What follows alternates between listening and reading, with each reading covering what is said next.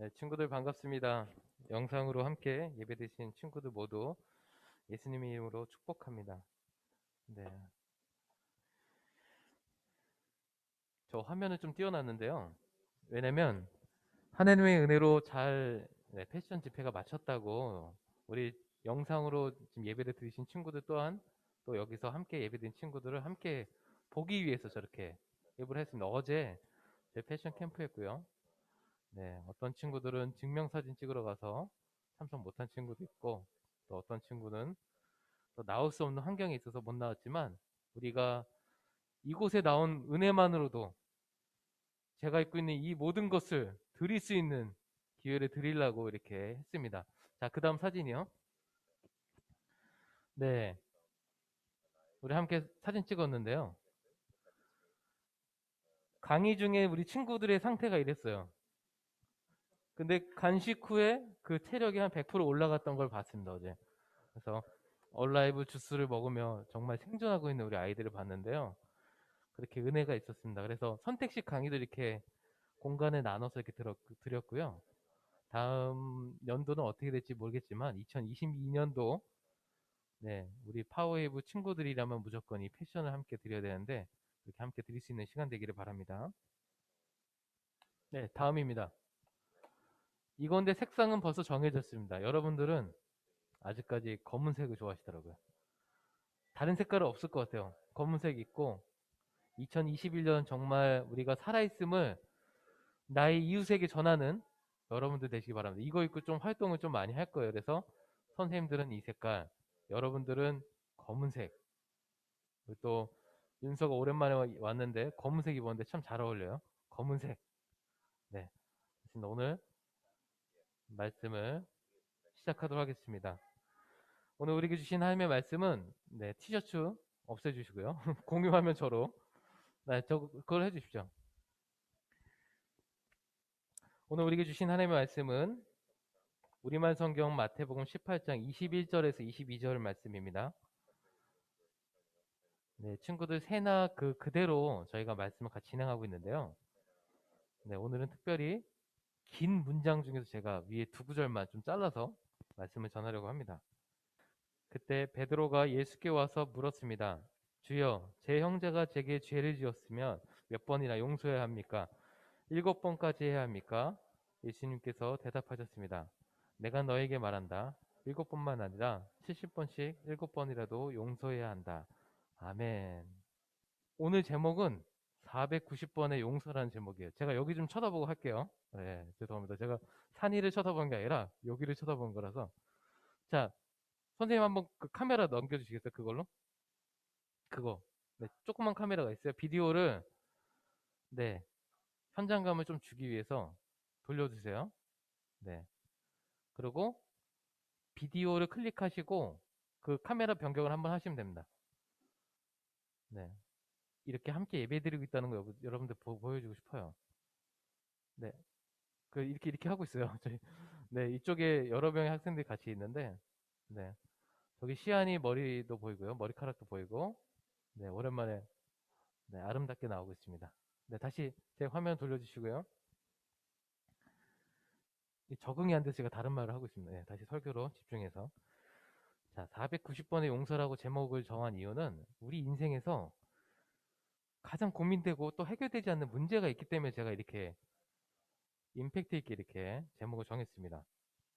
그것은 죄의 문제와 바로 용서의 문제입니다. 오늘 말씀을 드리면서 죄의 문제와 용서의 문제를 꼭 기억하셔야 돼요. 그러나 오늘 우리에게 주신 하나님의 말씀 안에서 죄의 문제를 바로 바라본다면 우리는 용서의 문제도, 그러니까 죄의 문제를 바로 바라본다면 용서의 문제도 해결할 수 있다는 사실을 발견하게 됩니다. 먼저 죄의 문제를 바라볼 수 있는 말씀이 무엇인지 먼저 함께 살펴볼 건데요.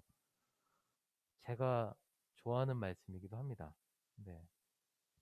이 말씀을 좋아하면 안 되는데 이 말씀으로 저를 좀 이렇게 스캔을 합니다. 로마서 1장 28절에서 32절 말씀입니다. 이 말씀을 통해서 우리 내면의 죄악들을 낱낱이 좀 살펴볼 수 있게 되는데요. 네, PPT 통해서 함께 읽어보도록 하겠습니다. 시작.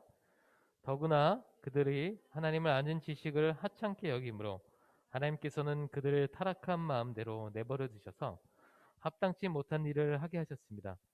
그들은 온갖 불의와 악행과 탐욕과 악의로 가득 차 있으며 질투와 살인과 다툼과 악독으로 가득 차 있습니다. 그들은 수군거리기를 좋아하고 서로 헐뜯고 하나님을 미워하고 건방지고 교만하고 자랑하기 좋아하고 악한 일을 궁리해 내고 부모를 거역하고 어리석고 신의가 없고 인정도 없고 무자비하고 그들은 이와 같은 일을 행하는 자가 죽어야 마땅하다는 하나님의 법규를 알면서도 그런 짓을 계속할 뿐만 아니라 그렇게 행하는 자들을 옳다고 합니다. 죄는 하나님을 아는 지식을, 네, 제 카메라 틀어주세요. 지식을 하찮게 여기는 것부터 시작합니다. 하찮게 여기는 것부터 시작해요. 하나님을 마음에 두기 싫어한다고 개역개정은 표현하고 있는데 저는 이 표현이 더 좋아요. 근데 원어를 보면 지식이라고 써 있습니다. 하나님을 아는 지식. 하나님을 마음에 두기 싫어함으로 타락한 마음 그대로 살아가는 사람을 우리는 무엇이라고 부를까요? 네, 장지훈 선생님 손 드셨어요. 하나님을 마음에 두기 싫어하는 함으로 타락한 마음 그대로 살아가는 사람을 우리는 뭐라고 부를까요?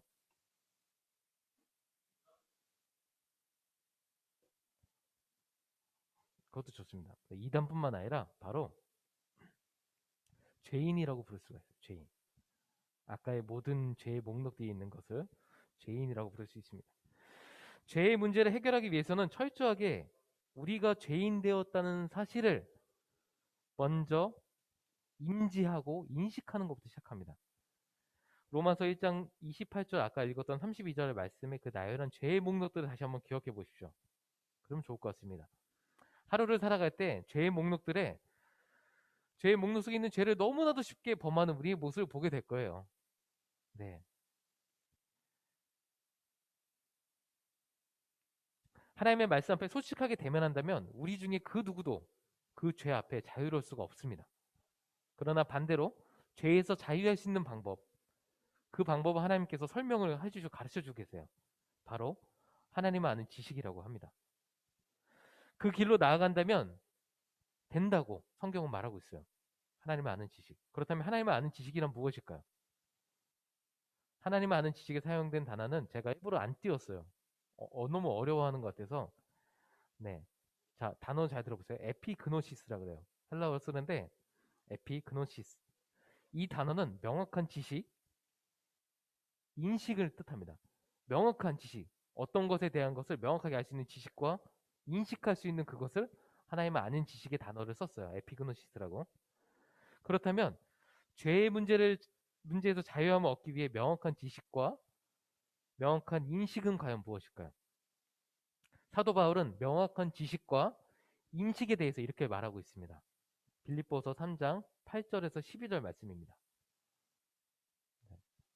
이게 잘 집중하셔야 되는 게 죄의 문제와 용서의 문제. 왜냐면 네, 용서를 하지 못하는 것은 죄의 문제를 자세히 알지 못하기 때문이에요. 아직 안 읽고 있습니다. 네, 잠시만요. 네, 그러니까 기억해 주세요. 그래서 죄의 문제를 좀 다루는 겁니다.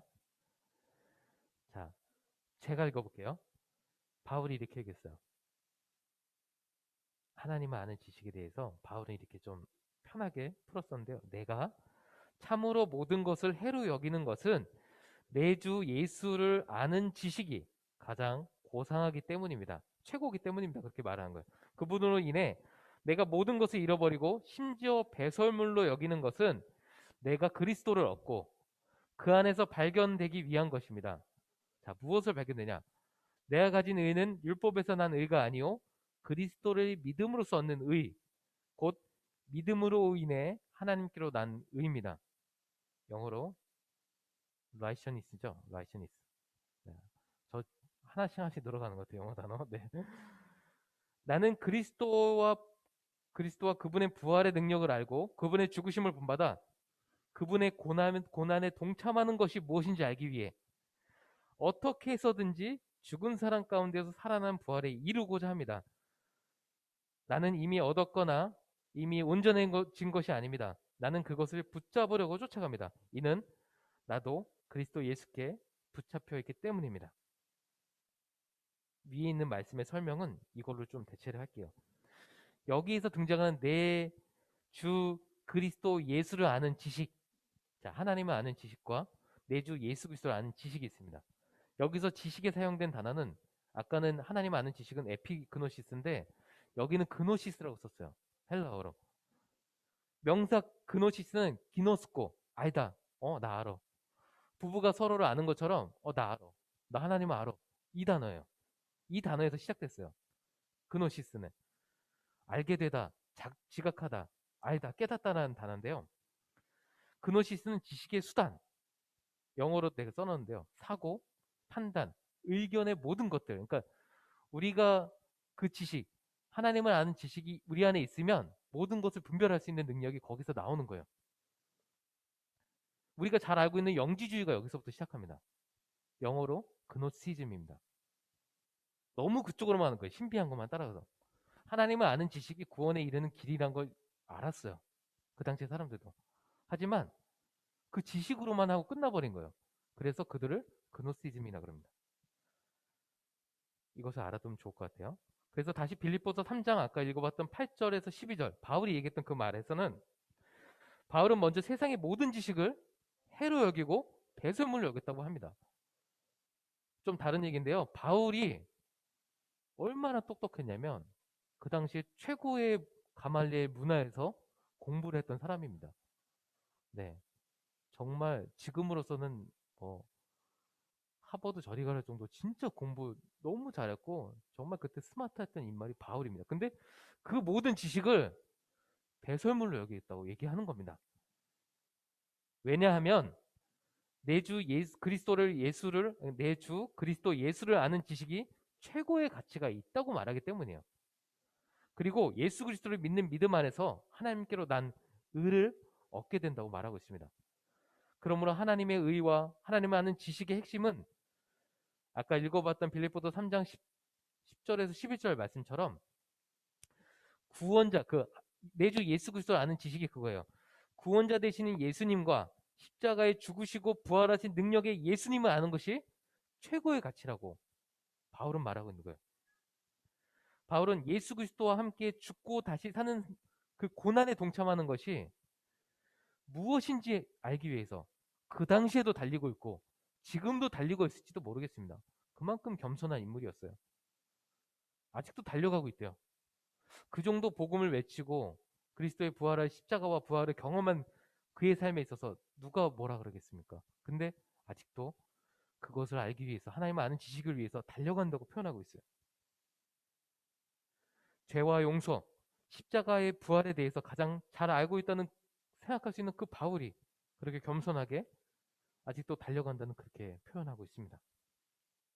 우리는 바울의 표현에 좀 주의 깊게 볼 필요가 있어요.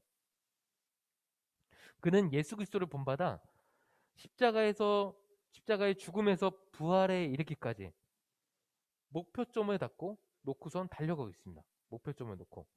결국 우리들의 죄의 문제가 해결하기 위해서는 날마다 예수 그리스도와 함께 십자가에 죽고 다시 사는 삶을 살아내야 한다고 성경은 말하고 있는 거예요.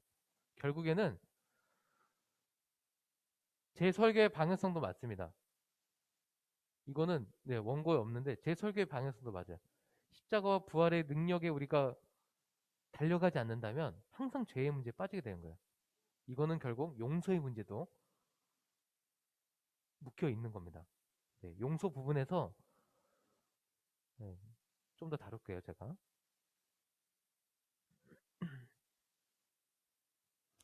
자, 이제 죄의 문제를 해결하는 방법. 네, 알았죠? 예수 그리스도와 함께 십자가에 죽고 다시 사는 삶을 동참하는 거. 네, 이것을 통해서 우리는 죄의 용서의 문제를 해결할 수 있기 때문에 이거를 잘 기억해둬야 합니다. 우리 함께 기대하는 마음으로 용서할 줄 모르는 종의 비유를 좀 들어보도록 하겠습니다. 저도 제 삶에 있어서 할 이야기가 많지만 제 이야기보다 예수님이 비유하신 그 이야기를 통해서 여러분들이 그 진리 안에 더 다가갈 수 있기를 바랄게요. 우리는 특별히 사복음서를 읽을 때, 네, 마태, 마가, 누가, 요한복음을 읽을 때 때로는 궁금한 마음에 좀 질문하고 싶은 적이 한두 번이 아닙니다. 지금 학순이도 질문하고 싶어갖고 저기 사이버 공간 안에서 막 손들고 있을 거예요. 밥 지금 다 먹었을 거예요. 벌써 다 먹고 이제 누워서 이렇게 보고 있을지 컴퓨터라면 들을지 모르겠지만 학순아 잘 듣고 있지? 네, 그럼요. 아, 네. 네. 감사합니다. 코로나 상황에서 가장 우수한 학생으로 발돋움한 학순이에게 한 박수 한번 제가 치겠습니다. 아, 감사합니다. 저 지금 웃고 있습니다. 자, 궁금한 적이 한두 번이 아니에요.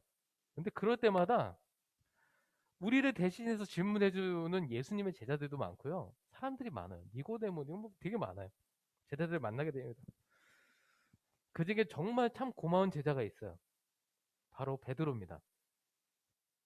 궁금한 것을 못 참아서 못 찾는 제자 베드로를 통해 우리는 많은 유익을 얻게 돼요.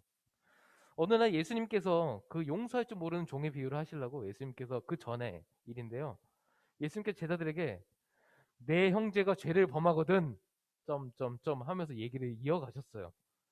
그 주제로 말씀을 전하셨습니다. 그때 베드로가 나와 예수님께 질문하게 돼요. 자, 표현도 재밌어요. 어쩔 때는 선생님, 예수님 부터 선생님, 좀 믿음이 가면 주여 이렇게 부릅니다. 베드로가 주여 로 형제가 제게 죄를 지었으면 오늘 본문 말씀이죠. 몇 번이나 용서해야 합니까? 예수님께서 대답하였습니다. 내가 너에게 말한다. 7번만 아니라 70번씩 7번, 77에 49, 490번이라도 용서해라. 70번은 70번 7번 곱한 490번을 용서하라고 예수님은 말하고 있습니다. 제가 이 원고에는 안 썼는데요. 그 당시 7이라는 숫자를 유대인들이 들었다면 바로 죄와 용서에 대해서 딱 알았답니다. 네. 희생의 제사를 드릴 때도 7번 피를 뿌리고요. 그래서 7이라는 숫자를 그들은 알았다고 합니다. 아, 죄의 문제, 용서의 문제. 아, 예수님 이거 얘기하시는구나. 네. 그리고 예수님께서 은혜를 베푸셔서 또 용서할 줄 모르는 종의 비유로 말씀을 하세요. 예수님께서는 하나님 나라의 원리를 통해 용서의 깊은 의미를 가르쳐 주고 계십니다. 이렇게 말씀하세요. 그러므로 하늘나라는 마치 종들과 빚을 결산하려는 왕과 같다. 네. 종들의 빚을 결산하는 왕과 같다. 과연 용서와 하늘나라, 하나님 나라는 어떤 상관관계가 있을까요? 예수님의 비유의 말씀 계속 들어보도록 하겠습니다. 내용은 이렇습니다. 하늘나라에 영원한 통치자인 왕이 결산의 때가 되어서 종들이 앞으로 이렇게 나와요. 이렇게.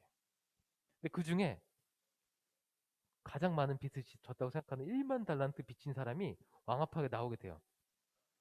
이 내용은 오늘 본문 말씀에 있는 세나에 있는 마태복음 18장 23절에서 35절 말씀이에요.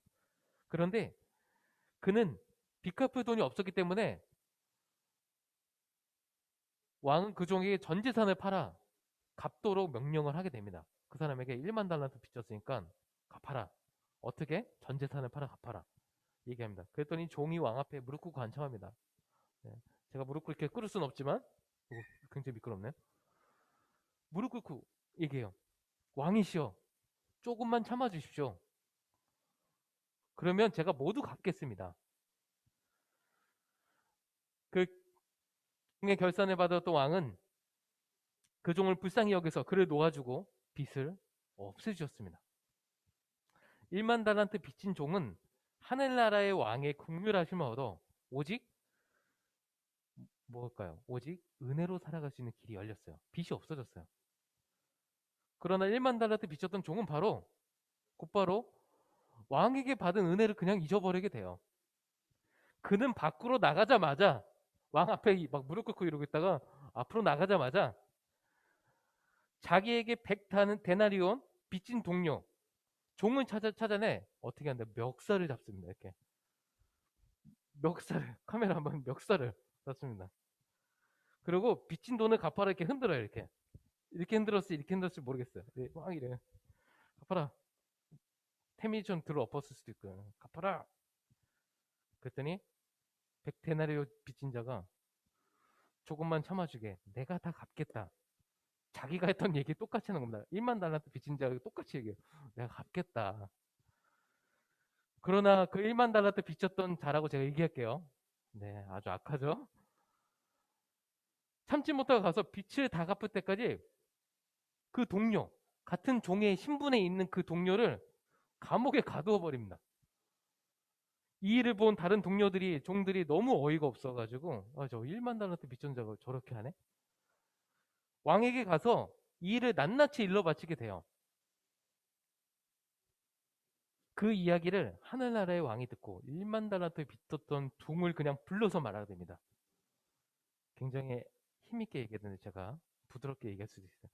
이 악한 종아, 내가 나에게 애원하기를, 내가 내 빚을 모두 없애주었다. 애원해서 없애주었다. 내가 너를 불쌍히 여긴 것처럼 너도 내 동료를 불쌍히 여겼어야 하지 않았느냐. 이렇게 말해요. 그 주인은 화가 나서 그 종을 감옥 관리들에게 넘겨주며 빚진 것을 다 갚을 때까지 감옥에 가둬두라고 명령하게 됩니다. 명령 나오지 못하는 겁니다. 거의 1만 달란트면 네. 말씀이 마치고 1만 달란트가 얼마인지 한번 찾아보세요. 인터넷 다 나와 있습니다. 결국 받은 은혜를 잃어버린 1만 달란트 빚졌던 종이 맞이한 운명은 무엇입니까? 왕이 빚을 탕감해 주는 은혜를 베푼 목적은 그것을 가지고 이웃에게 동일하게 그 은혜를 베푸기 원하는 뜻이 담겨 있어요. 종이 왕의 뜻을 깨닫고 은혜를 베풀었다면 하늘의 뜻이 하늘에서 같이 땅에서도 이루어지는 축복의 통로가 되는 겁니다. 은혜 받은 자가 그렇게 은혜를 흘려보내는 거예요. 예수님께서 비유를 마치신 후에 마지막 한 말씀을 더 하세요. 왕과 종의 그 결산한 내용이랑 이거와 똑같다고 말씀하십니다. 만일 너희가 진심으로 자기 형제를 용서하지 않는다면 하늘에 계신 내 아버지께서도 너희에게 이와 같이 행하실 것이다. 용서할 줄 모르는 종의 비유를 통해 우리는 참된 용서가 무엇인지 알게 됩니다. 참된 용서란 은혜로 받은 용서. 우리가 그 하늘나라의 왕에게 받은 은혜처럼 그 1만 달러 졌던 그 종이 받았던 은혜처럼 은혜로 용서받은 사람이 그 받은 은혜로 나의 이웃을 용서하는 것이 참된 용서가 되어야 됩니다. 참된 용서를 하고 있지 못하는 우리의 모습은 어쩌면 당연할지도 모르겠어요. 우리는 항상 우리가 용납할 수 있는 범위 내에서만 타인의 죄의 잘못을 용서해왔기 때문입니다. 그래서 예수님께서는 용서의 참된 의미를 날마다 기억하라고 기도로서 우리에게 가르쳐 주신 거예요. 이 주기도문 얘기를 하기 전에 제가 이런 얘기를 들었습니다. 여러분 나이 때 저희 친구 전도사님이 용서에 대해서 무조건 용서, 하나님의 그 용서하심처럼 용서라는 그 말 듣고 실족하는 사건이 일어났습니다. 왜냐하면 본인은 용서의 개념이 용납의 개념을 생각했기 때문에 용납할 수 없는 친구들이 있었던 거예요. 부모님, 친구들, 용서할 수 없는 상황들이 있던 거예요. 근데 그거를 가지고 하나님께 나아갔으면 됐는데 그게 아니라 그때 완전히 마음의 문을 닫고 신앙생활을 하지 않았답니다. 그래서 이 이야기를 가지고 제가 이렇게 얘기를 나누는데 그때 그랬었다라고 얘기를 하더라고요. 근데 용서의 개념과 용납의 개념들을 여러분은 받은 은혜의 개념으로 바꿔서 생각하면은 용서 안 할 수가 없는 겁니다. 그렇게 바꿔서 생각하시기 바랍니다. 1만 달란트 빚졌던 자가 100데나리온 빚졌던 자를 용서해 줬으면 어떻게 됐을까요? 그거를 바라시는 겁니다. 하나님은. 예수님의 뜻이 간절히 담긴 기도문이 있어요. 그래요. 아까 제가 얘기했죠? 바로 주기도문입니다. 누가복음 11장 2절 4절 말씀인데요. 제가 읽을게요. 예수께서 제자들에게 말씀하셨습니다. 너희는 이렇게 기도하라. 아버지여, 주의 이름이 거룩히 여김 받으시며 주의 나라가 임하게 하소서. 날마다 우리에게 필요한 양식을 내려주시고 우리가 우리에게 빚진 모든 사람을 용서한 것 같이 우리의 죄도 용서해 주소서. 그리고 우리를 시험에 들지 않게 하소서. 마태복음에 나오는 주기도문하고 누가복음에 나오는 주기도문하고 조금 다른 것 같아요. 빚진 그 의미가 나오죠. 우리가 매일 기도하는 기도 제목 속에는 거룩한 하나님을 찬양하는 기도로 시작합니다. 주기도문처럼. 그리고 하나님의 나라가 동일하게 이 땅에도 임하기 위해서 기도합니다. 또한 매일의 기도는 우리의 필요를 위한 기도로 좀 풍성하게 채워져 가요. 이렇게 채웁니다. 이렇게 주기도문처럼 계속. 주기도문의 내용에는 안에는 하나님의 뜻이 하늘에서 이루어진 것처럼 땅에서도 이루어지기 바라는 정말 간절한 간구가 담겨 있습니다. 주기도문을 통해서 우리가 하나님의 뜻을 생각해 본다면 이렇습니다. 자, 아까 그 제가 읽은 주기도문 통해서 보면 그래요. 하나님의 뜻은 거룩함입니다. 죄를 미워하는 마음을 가지는 것. 하나님의 뜻은 우리의 마음에 하나님 두기 싫어하는 것을 없애기를 바라세요.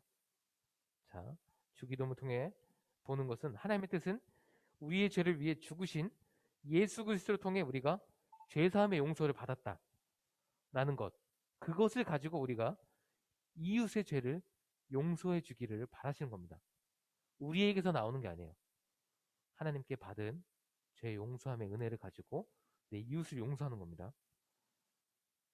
하나님께서는 죽을 수밖에 없는 죄인이었던 우리가 예수 그리스도의 십자가의 은혜로 죄 용서 받은 것을 깨닫기를 원하세요. 하나님께서는 예수 그리스도를 믿는 믿음으로 말미암아 죽음에서 구원에 이르는 죄 용서함을 받았다는 것을 좀 우리 가운데 명확하게 인식하고 바라보기를 원하시는 거예요. 명확하게. 이것이야말로 하나님을 아는 지식을 명확하게 이해하고 인식하게 되는 것입니다. 그러므로 죄의 문제와 용서의 문제를 해결할 수 있는 첫 시작은 우리가 먼저 그 받은 은혜를 가지고 타인의 잘못을 용서하는 것부터 시작되는 거예요. 자, 성경 말씀을 통해 살펴봤듯이 예수 그리스도를 아는 지식의 절정은 뭐라고요? 십자가와 부활입니다. 바울이 이야기했던 것처럼 그는 아직도 달려가고 있다 그러죠. 그걸 잡기 위해 그때 쓸 때 빌립보서를 쓸 때 감옥에서 그걸 쓰고 있는데 달려가고 있대요. 항상 기도로서 하나님과 동행했다는 것을 알 수 있습니다. 십자가와 부활의 핵심은 우리를 죄에서 구원하시기 위해 우리를 대신해서 십자가에 죽으신 예수 그리스도의 희생을 기억하는 겁니다. 십자가의 부활의 핵심은 죄와 사망의 권세를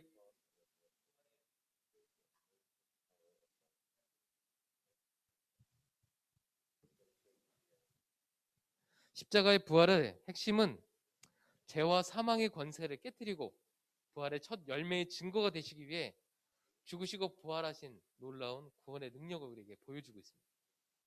그러므로 우리는 예수 그리스도의 십자가의 부활을 통해 죄로 인해 단절되었던 하나님과의 완전한 회복인 죄의 용서의 은혜를 그를 통해서 경험하게 되는 거예요. 죄의 문제와 용서의 문제를 놓고 설명할 수 없는 것이 바로 이겁니다. 이것을 우리가 삶에서 깨달아야 용서가 되는 겁니다. 아직도 나의 이웃을 용서하지 못하는 나의 모습에 실망하거나 낙심하십니까? 그러지 마십시오. 하나님의 은혜를 생각해 보십시오. 그 전에 용서하기 전에 친구도 이러면 좋겠어요. 하나님의 은혜를 생각해 보십시오. 하나님의 용서를 생각해 보십시오. 하나님의 사랑을 생각해 보십시오. 생각하는 여러분들에게 하나님은 예수 그리스도를 아는 지식을 어제 문화상품권 받았던 것처럼 친구도 와서 문화상품권 받았죠. 하나님께서는 그 지식을 선물로 주실 것입니다. 거의 다 왔습니다, 친구들. 오늘 말씀의 마지막에 오고 있습니다. 하나님의 선물인 예수 그리스도를 아는 지식을 통해 보게 될 겁니다. 어떤 걸 보게 될까요? 예수 그리스도의 십자가를 보게 될 것입니다. 우리 삶에서. 예수 그리스도의 부활을 보게 될 것입니다. 예수 그리스도의 다시 오심을 그 가운데 보게 될 것입니다. 오늘 우리에게 주신 하나님의 말씀을 통해서 우리의 삶은 반드시 변화될 것이에요. 이제는 과거에 갇혀서 나의 이웃을 용서하지 못하는 삶을 살지 않게 될 것입니다. 예수 그리스도와 함께 날마다 죽고 다시 사는 삶을 경험하게 될 거예요.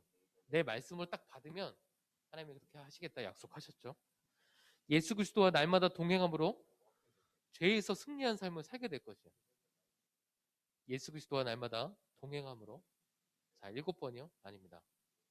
490번에 용서의 삶을 여러분들이 경험하게 되실 거예요.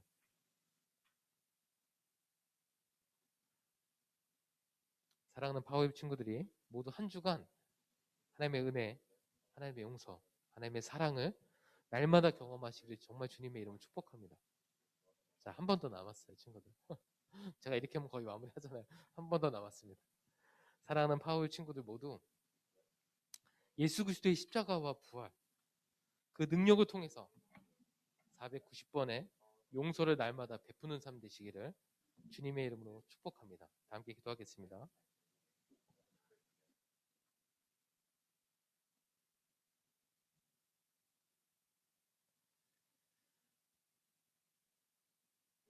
살아계신 하나님 아버지, 하나님의 말씀으로 우리의 심령을 채워주셔서 감사합니다. 오늘 말씀처럼 우리 모두가 하나님의 마음을 가지고 용서하는 삶을 살게 하옵소서. 우리 모두가 하나님의 은혜로 구원받은 죄인임을 기억하게 하옵소서. 하나님의 말씀을 한 주간 기억하고 묵상할 수 있도록 은혜로운 손길로 도와주시옵소서. 한 주간 490번의 용서가 우리의 삶의 일부분이 될 수 있도록 은혜를 더하시옵소서. 예수 그리스도의 십자가의 은혜가 우리의 삶을 인도해 주실 줄 믿습니다. 우리 주 예수 그리스도의 이름으로 기도드립니다.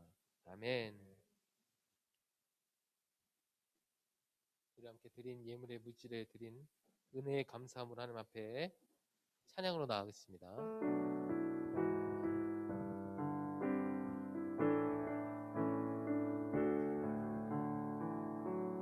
Come and make my heart your home.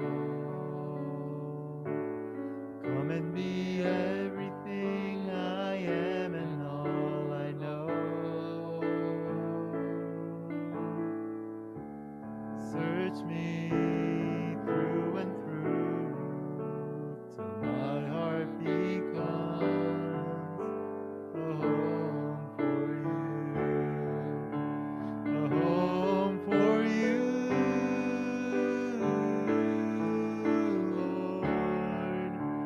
A home for you, Lord. Let everything I do open up a door for you to come through, and then my heart would be a place where you want to be. 나의 마음, 나의 맘 받으소서. 오셔서 주님의 처소 삼으소서.